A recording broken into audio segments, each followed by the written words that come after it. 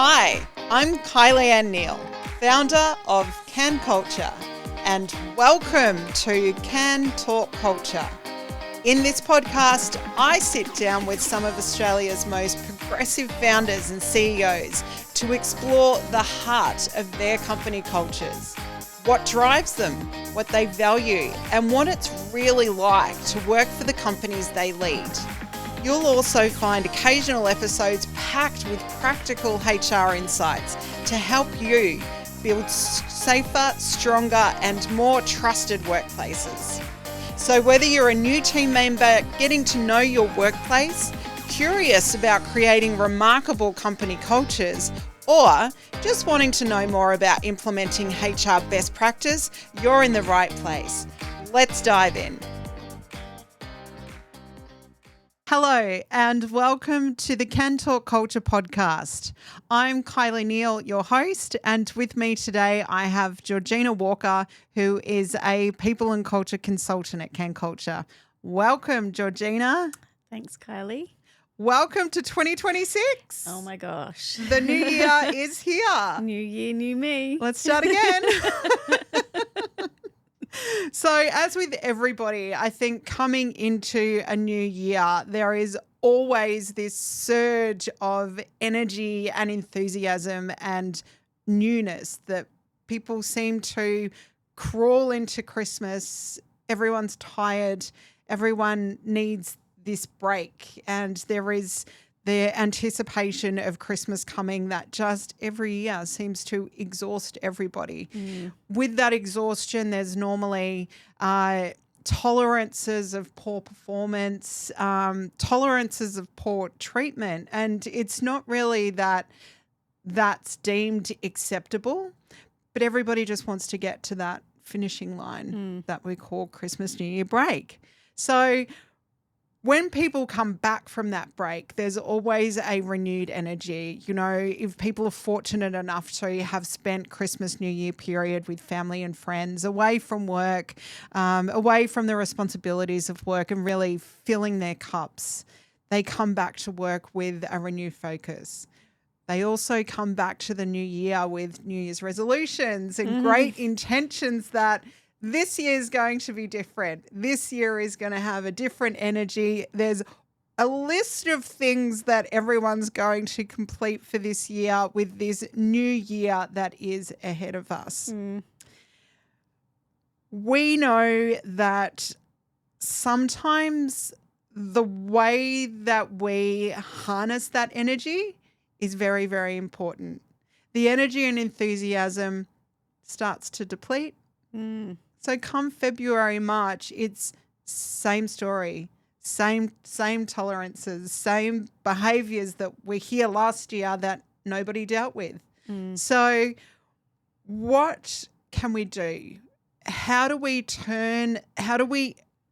use that energy and enthusiasm to create structure and meaningful work practices so that the energy and enthusiasm doesn't deplete on week 2, week 3 of the year? So strategy is important. Setting OKRs is important. Planning is important. But what the really critical ingredients are for teams and businesses to be able to set themselves up for success in 2026 is at the start of the year really reflecting on 3 things. What are your rhythms? What are your rituals? And what are the reflections that you're carrying forward?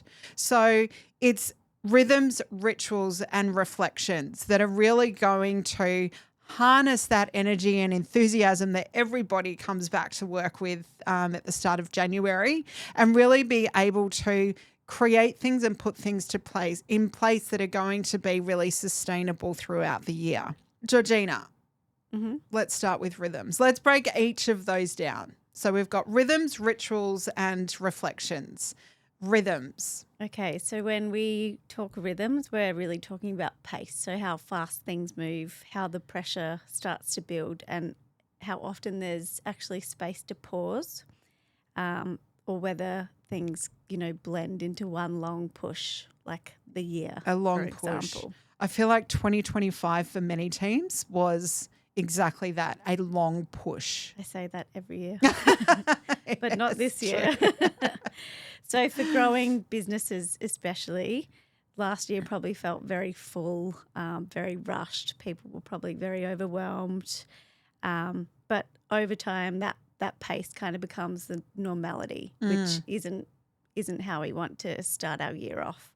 So as we step into 2026, we're paying attention to rhythm, not just in the productivity sense, but in a sustainability sense. Yes. So, noticing where urgency became the default, where rest maybe was paused or postponed instead of protected.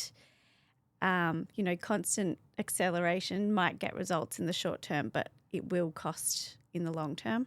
People will feel fatigued, they'll feel tired, they'll feel overworked, and we don't want to start the year off like that. If we talk about rhythm as the pace of the organisation, that is a really important role that we play for our clients. When you're in that pace and when there is always something to achieve, always a direction to go in, always projects and BAU, someone having a lens of what that pace looks like is actually really, really impactful. So we often say that with our clients, we don't just see problems, we see patterns. And I think this is one of those times where understanding what the pace looks like and when to encourage the teams to pause and slow down and when to encourage teams to accelerate is really important. But in doing that purposefully and setting that pace at the start of the year, it may be as simple as getting the team together and having a team meeting of how do we call out when we need to accelerate? How do we call out when we need to pause and reflect? How do we call out when we need to slow down? And I think they're really good conversations to have at the start of the year and to be able to surface those conversations in a really respectful way so that everyone has a shared understanding of what the pace is likely to look like and how the team members or the leaders can safely work with that pace throughout the year. Let's move on to rituals. Rituals, these are my favourite. Which are about meaning. So rituals don't always have to be big, grand gestures. They can be small, but they're repeated moments and moments that matter. So little things like how you would start a meeting or how you reconnect with people after a weekend, so on a Monday morning. Maybe how effort is acknowledged. Are you calling people out via Teams or in a group email? So they create anchors, especially during growth or change. And when they're intentional, people feel grounded.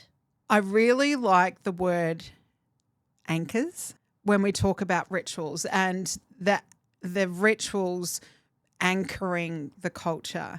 And I say that because if you think of an anchor is to pull something down. So, it could have the interpretation of you're making things really heavy by putting these rituals in it. It's like almost stifling progress. But if you think of it as grounding, we spend so much time going. Expectations are quite wild. The pressure that people put on themselves is quite wild. So being able to anchor, I think in this sense, means a coming back to. The rituals are put in place to come back to what really matters, to come back to what was agreed, and to make sure it is those small moments that create really meaningful impact in a consistent way and in a way where there's a shared understanding across the team over a period of time. We often hear leaders say, our culture is a bit off. We hear that all the time, but they can't quite put their finger on what's off. And when you dig into it, it's often that people are feeling stretched, but it's also people are having pressure or expectations or deliveries and outputs that seem to be spiraling away from each other rather than within each other from a collaboration and connection perspective. The anchors really do help the team stay connected. The rituals help the team understand what that connection looks like. And it brings them back to purpose and meaning on a daily basis, a weekly basis, whatever that looks like for whatever rituals are put in place. And I guess, what are some great rituals that you've seen across our clients? They can look really different from one company to another. Definitely. Sometimes I've seen it work really well with, we've got a particular client where the leadership team is very A-type, extroverted type personalities. And so at the start of each of the leadership team meetings, they actually just sit in silence for 30 seconds and that someone times it and they just have 30 seconds of silence being on that call together. Wow. And that enables each participant in that meeting to just stop for a second, stop talking,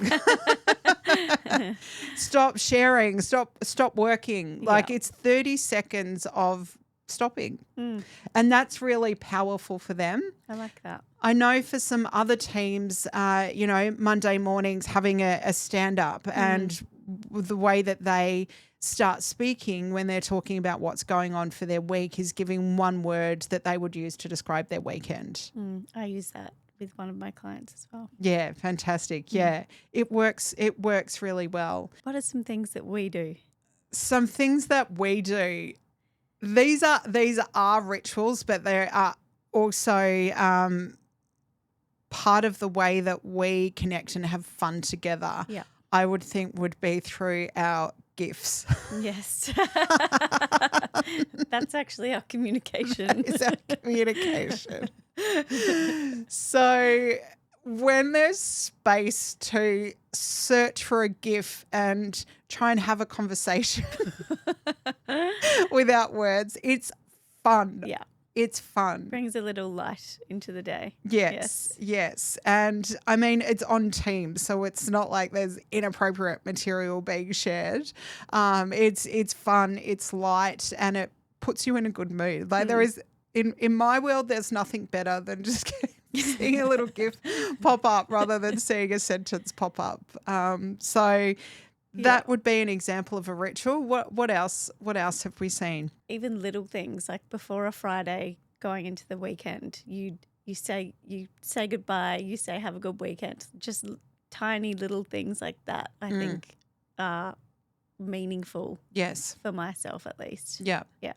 A lot of our clients do values-based recognitions as well. Like we have a client that's got a trophy and each week someone's called out and that trophy sits on somebody's desk or, it might be a silly hat that people need to wear for their birthdays or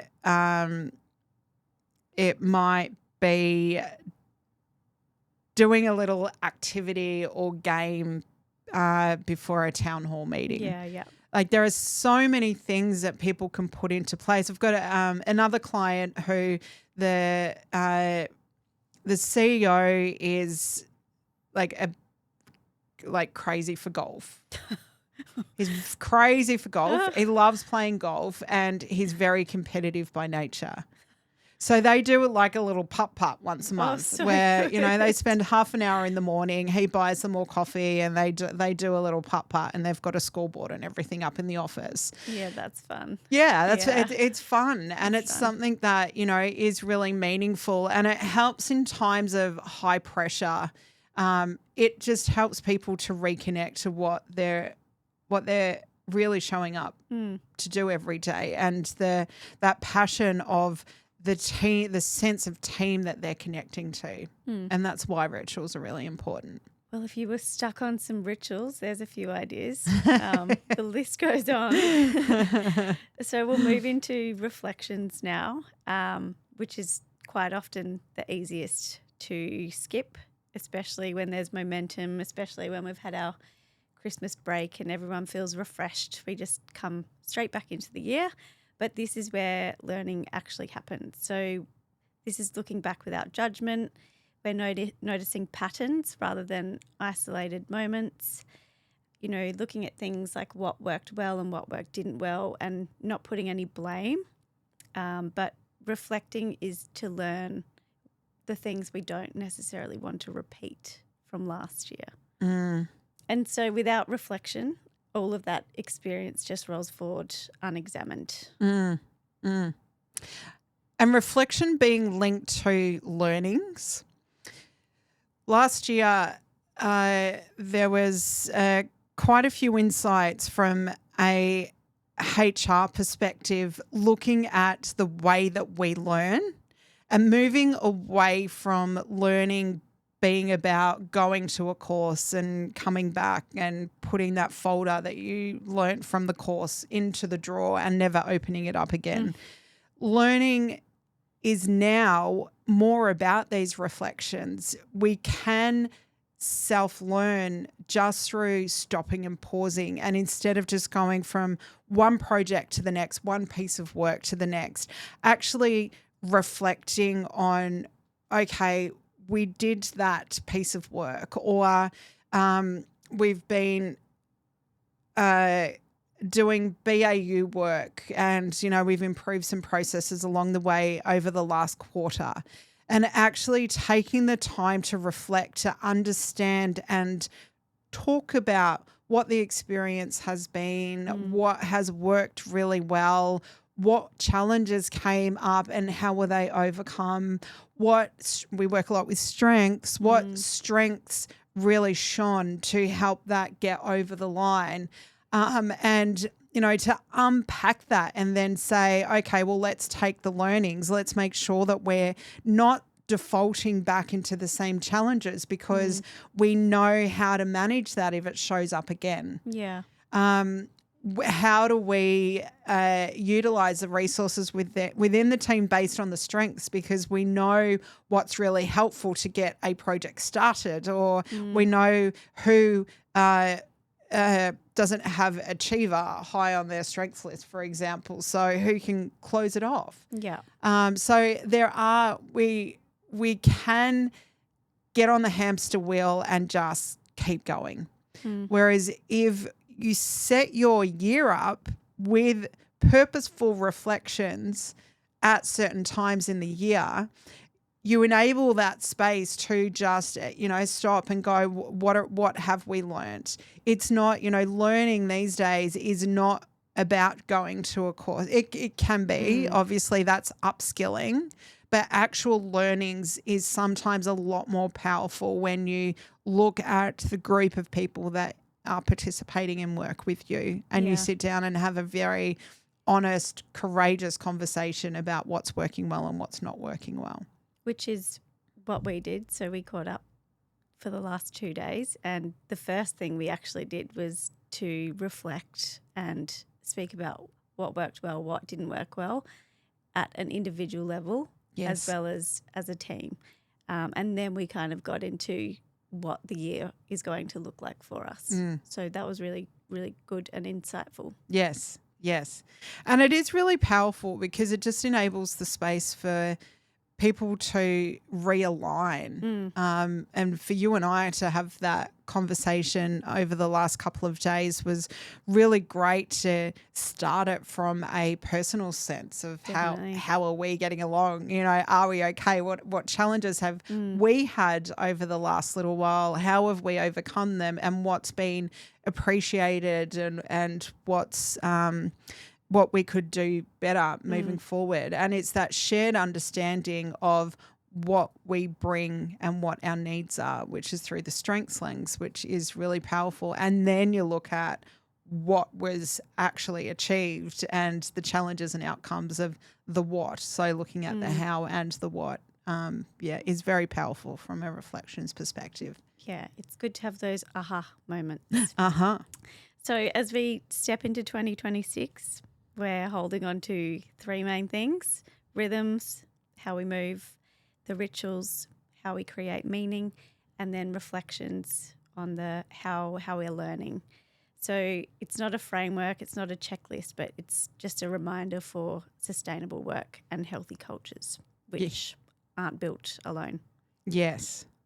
So for the listeners, we do invite you to pause. If you're a founder or director or a leader of a team, or even as an employee or a team member, you can take this back to your team and encourage your team to sit down and have a conversation and ask the same three questions. What rhythms are you stepping back into, or what rhythms are you wanting to create for yourself and your team to give you better success in 2026? What rituals will ground you, and make sure that you do those consistently? And what reflections are going to carry you forward? If holding on to those things feels hard to do on your own, that's often not a sign of failure, it's a sign of growth. Yes. Team 2026. Yes. Amazing. Thank you very much, Georgina. Thank you. Let's have a great 2026. Let's have a fantastic 2026. And thank you for listening, and we will see you next time. Thanks for joining me on Kan Talk Culture. I'm Kylie Anne Neal.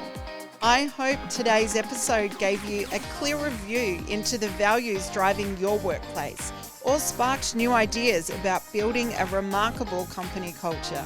If you're a founder or CEO interested in sharing your culture story, or if you're looking to build a safer, stronger, and more trusted workplace, let's connect. Visit kanculture.com. That's KANKULTURE.com to learn more. Please hit that subscribe button to hear more real conversations with founders and CEOs, and hands-on episodes full of people-first culture advice. I look forward to connecting with you on our next episode.